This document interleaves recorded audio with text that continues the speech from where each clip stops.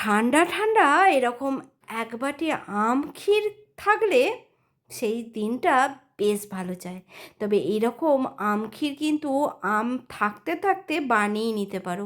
আর এখন তো বাজারে প্রচুর মিষ্টি আম। একবার বানাবে নাকি? চলো দেখাই কি করে বানাচ্ছি। প্রথমে কিছুটা আমি গোবিন্দভোগ চাল নিয়েছি, ওই 1 কাপের মতো। সেটা ভালো করে ধুয়ে একটু ভিজিয়ে রাখবো, পুরো জলটা ঝরিয়েই কিন্তু ভিজিয়ে রাখবো। এদিকে একটা পাকা আমের পুরো খোসা ছাড়িয়ে নিচ্ছি। তারপর এটাকে একটু ছোট ছোট করে টুকরো করে কেটে নেব। কেটে নিয়ে তারপর আমি এটা মিক্সিতে দিয়ে দেবো। এই আমটা বেশ মিষ্টি, কিন্তু একটু যদি মিষ্টি কম হয় তাহলে সেই সময়তে কিন্তু আবার চিনিও দিতে লাগতে পারে। তবে যদি আম মিষ্টি হয় তাহলে সেই ক্ষেত্রে চিনির পরিমাণটা কম লাগবে। আমটা সরিয়ে রাখবো।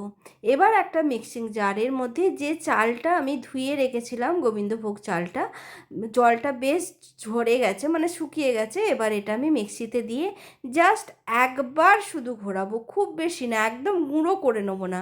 আধ ভাঙা করে নেবো, মানে দানা দানা থাকবে এরকম করে নেবো। খুব বেশি ঘোরাবো না, জাস্ট একবার ঘুরিয়েই বন্ধ করে দেবো। কিন্তু এইভাবেই করে নিতে হবে, ঠিক এরকম দানা দানা জিনিসটা থাকবে। এইভাবে পায়েস বানিয়ে দেখো, এত টেস্ট হয়, না বানালে বুঝতে পারবে না। এবার আমি গ্যাসের মধ্যে কড়াই বসিয়ে 1 লিটার ফুল ক্রিম দুধ দিয়ে দিলাম। দুধটাকে ফুটতে টাইম দেবো। দুধটা যতক্ষণ না ফোটে ততক্ষণ আমি আমের টুকরোগুলো মিক্সিতে নিয়ে এর একটা পেস্ট বানিয়ে নেবো। মানে আমের পাল্পটাকে পুরো একদম একটা মিহি পেস্ট করে নেবো। এদিকে দুধ ভালো রকম ফুটে গেছে। এবার একটু নাড়াচাড়া করে নিয়ে তারপর এর মধ্যে দিয়ে দেবো ওই যে গুঁড়িয়ে রাখা চালটা, মানে ভেঙে রাখা চালটা, সেটা দিয়ে দিচ্ছি। এই ভেঙে রাখা চালগুলো এবার এর মধ্যে দিয়ে দিচ্ছি। দিয়ে কিন্তু খুব ভালো করে নাড়াচাড়া করতে হবে, নাহলে কিন্তু আবার জমাট বেঁধে যাবার চান্স আছে। তাই কিন্তু দিয়েই কন্টিনিউ নাড়তে হবে। আর দুধটা বেশ কিছুটা কিন্তু গাঢ় হয়ে গেছে। কড়াইয়ের গায়ে একটু দুধ লেগে গেছিলো, সেগুলোকে আমি এইভাবে চামচ দিয়ে উঠিয়ে নিয়েছি। তাই কিন্তু চাচিগুলো ছালগুলো উঠেছে, তাই এগুলো কালো কালো একটু দেখাচ্ছে। তবে এর জন্য টেস্টের কিন্তু কোনো তফাৎ হবে না, বরঞ্চ ভালো লাগবে। এবার চালটা দিয়ে ভালো করে মিশিয়ে নিয়ে একটুখানি পরিমাণ মতো নুন টেস্টের ব্যালেন্সের জন্য, আর 1টা কেশর দিয়ে দিলাম সুন্দর একটা ফ্লেভার আর কালারের জন্য। এবার আবারও ভালো করে ফুটিয়ে নেবো যতক্ষণ না চালটা ভালো মতো সেদ্ধ হয়ে যাচ্ছে। তবে বেশি টাইম কিন্তু সেদ্ধ করতে লাগবে না, যেহেতু গুঁড়ো করে দিয়েছি, যেহেতু ভেজানো ছিল অনেকক্ষণ, তাই কিন্তু খুব তাড়াতাড়ি সেদ্ধ হয়ে যাবে। চালটা সেদ্ধ হয়ে যাওয়ার পর পরিমাণ মতো চিনি দিয়ে দিচ্ছি। এখানে আমি 1 হাতার মতোই চিনি ব্যবহার করেছি। আম যেমন মিষ্টি, চিনি সেরকমই মিষ্টি দিতে হবে। এবার আমি ভালো করে চিনিটাকেও মিশিয়ে নিচ্ছি এই চাল আর দুধের সাথে। একদম ক্ষীর তৈরি হয়ে গেছে। এবার কিন্তু আমি ওপর থেকে একটুখানি এলাচের গুঁড়ো দিয়ে দিলাম। দিয়ে এবারে এলাচের গুঁড়োটাকেও খুব ভালো করে মিশিয়ে নেবো। একটা সুন্দর ফ্লেভার আসবে এই ক্ষীরটার মধ্যে। একবার এইভাবে আম ক্ষীর বানিয়ে দেখো, ভীষণ ভালো হয়। আর ঠান্ডা ঠান্ডা খেতে তো একদম গরমে মন প্রাণ দুই জুড়িয়ে যাবে। এবার এলাচের গুঁড়োটাও ভালো করে মিশিয়ে নিয়েছি।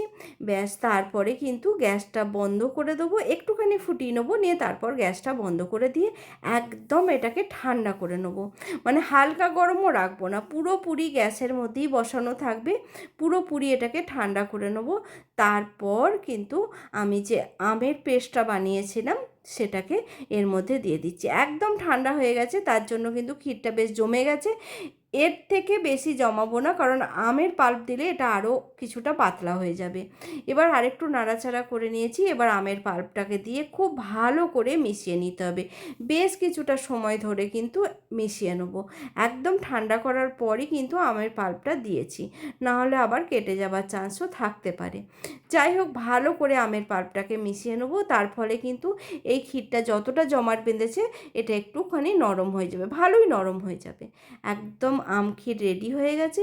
এবার এটাকে তুলে নিয়ে আমি ঠান্ডা করতে দেবো। বাস, তাহলেই এর ওপরে একটুখানি কেউ চাইলে ড্রাই ফ্রুটসও দিয়ে দিতে পারো, আর না হলে ছোটো ছোটো টুকরো করে আমের টুকরো দিয়েও পরিবেশন করতে পারো। তবে আমের টুকরো দিয়ে করলেই আমার মনে হয় বেশি ভালো লাগবে, যেহেতু আম ক্ষীর, তাই আমগুলো, যেই টুকরোগুলো মুখে পড়বে আম ক্ষীরের সাথে, ঠান্ডা অবস্থায় বেশ ভালো লাগে।